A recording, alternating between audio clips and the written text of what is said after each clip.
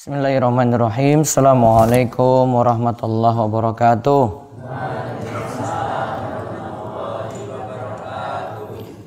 Alhamdulillahi rabbil alamin. Hamdan katsiran thayyiban mubarakan fi kama yuhibbu rabbuna wa yardah. Wa asyhadu an la ilaha illallah wahdahu la syarikalah. Wa asyhadu anna Muhammadan abduhu wa rasuluh. Allahumma salli ala nabiyyina Muhammad wa ala alihi wa man tabi'ahum bi ihsan ila yaumiddin. Allahumma anfa'na bima 'allamtana wa 'allimna ma yanfa'una wa zidna ilma. Puji syukur kita panjatkan pada Allah Rabbul Alamin.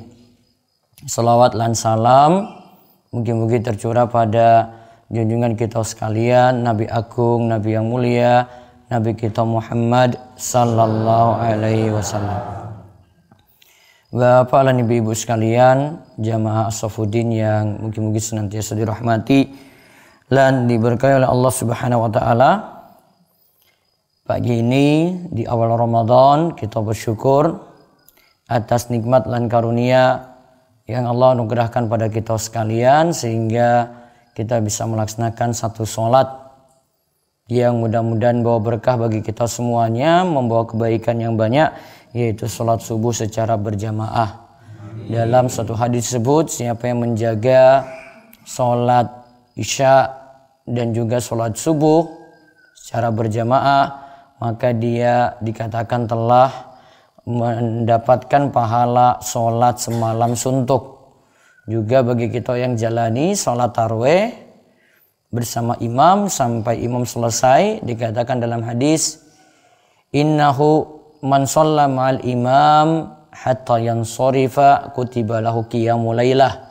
Siapa saja yang sholat berjamaah bersama imam sampai imamnya rampung, maka dicatat baginya telah melaksanakan sholat semalam penuh, semalam suntuk. Mungkin Allah menerima semua amalan kita dan Allah berikan ganjaran dan berikan keistiqomahan dan kita terus menjaga yang wajib maupun perkara-perkara yang sunnah. Para jemaah sekalian, wonten hadis ini membicarakan tentang adab seorang muslim kalau kita makan sahur, termasuk juga kalau kita itu berbuka puasa, karena di bulan Ramadan kesempatan kita untuk makan itu mulai dari tenggelamnya matahari waktu maghrib sampai mau masuk waktu subuh. Ketika waktu subuh sudah azan tepat waktu, maka tidak boleh lagi ada aktivitas makan dan minum. Nah, ketika kita dibolehkan untuk makan dan minum, maka di antara adab yang diajarkan adalah membaca bismillah. Ya, kita diperintahkan membaca bismillah ketika kita itu mulai makan. Coba kita perhatikan hadis saking istri baginda Nabi sallallahu alaihi wasallam, Aisyah radhiyallahu anha. Rasulullah sallallahu alaihi wasallam bersabda, "Idza akala ahadukum falyadhkur ismallahi ta'ala fa in nasiya ayadhkur ismallahi ta'ala fi awwalihi falyaqul bismillahi awwalahu wa akhirahu." Apabila salah seorang di antara kalian makan, maka hendaknya ia menyebut nama Allah bismillah. Jika ia lupa untuk menyebut nama Allah di awal, hendaklah dia mengucapkan bismillahi awwalahu wa akhirahu. Bismillah pada awal dan pada akhir. Hadis riwayat Abu Daud dan Tirmidzi. Al-Hafiz Abu Thahir mengatakan bahwa sanad hadis ini sahih. Dan baca bismillah ini sederhana tetapi bawa berkah. Wonten hadis saking Wahsy bin Harb dari ayahnya, dari kakeknya, bahwa para sahabat Nabi sallallahu alaihi wasallam itu berkata, "Ya Rasulullah, inna na'kulu wa la nashba." Wahai Rasulullah, kami itu biasa makan, namun nggak pernah warak, nggak pernah kenyang. Kami itu sudah biasa makan, namun nggak pernah kenyang. Maka Nabi sallallahu alaihi wasallam itu bersabda, "Fala'allakum taftarikuna." Qalu, "Na'am." boleh jadi kalian itu makan secara terpisah-pisah. Kemudian para sahabat jawab, "Na'am, iya betul." Kemudian Nabi SAW katakan lagi, "Fajtami'u ala ta'amikum." Kalau mau makan, coba makannya bareng-bareng. "Waskurusnallahi alaih yubarak lakum fi." Kalau mau makan bareng-bareng tadi, sebutlah nama Allah, yaitu baca bismillah, maka kalian nanti akan dapat keberkahan. Nah, para jamaah sekalian, bapak dan ibu-ibu, kadang suatu hal yang sederhana itu membuat kita mendapatkan berkah. Di sini contoh, kita cuma membaca apa? Bismillah saat makan. Itu sudah dapat berkah, padahal bacaannya singkat, ringkes, nggak panjang-panjang. Tapi ketika kita mulai makan baca bismillah, nah itu bawa berkah. Keberkahan itu artinya kebaikan yang banyak. Jadi kita dapat kebaikan yang banyak ketika kita makan tadi. Ya, makannya jadi kenyang, makannya itu penuh manfaat, kita jadi sehat. Kemudian dengan makan juga baca bismillah, setan tidak ikut makan bersama kita. Ora bareng setan. Soalnya kalau kita tidak baca bismillah, setan nanti akan turut makan bersama di situ.